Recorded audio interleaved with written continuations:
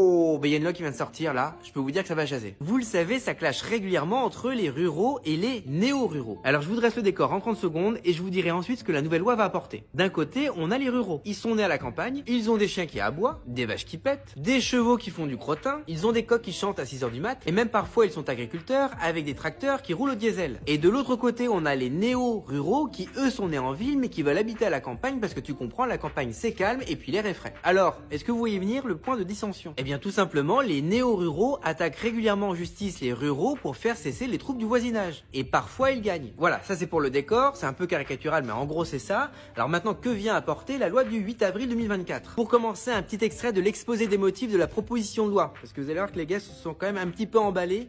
Je cite, le chant du coq, l'odeur du fumier, c'est la tradition qui fonde le sens, si ce n'est l'essence de nos campagnes.